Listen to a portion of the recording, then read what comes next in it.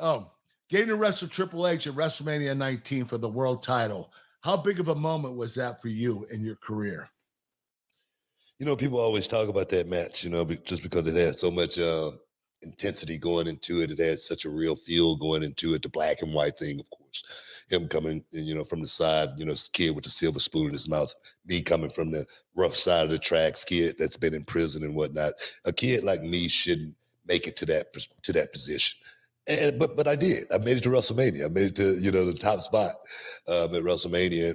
I didn't win that night, but I always tell people, go back and watch that match, man.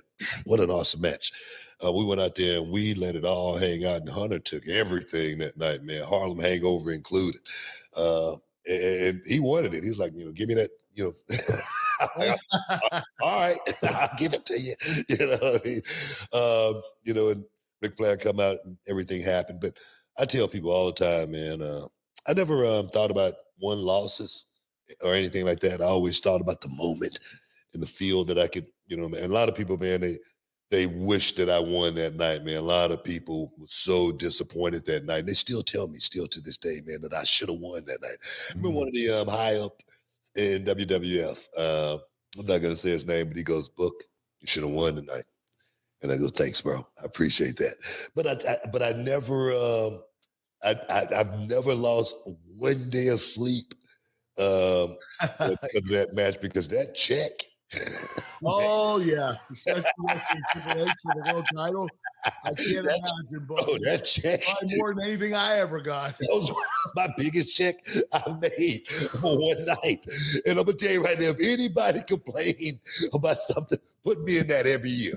I do the same thing, but I do the same finish. He's like, count my shoulders to 3, baby. Oh, graciously every year, right? So for me, man, it's always been about making the money, you know, and taking care of my family at the end of the day. That's really I look at this thing like a job, man. This has been a job for me for more than 30 years. And it's the only way I look at it.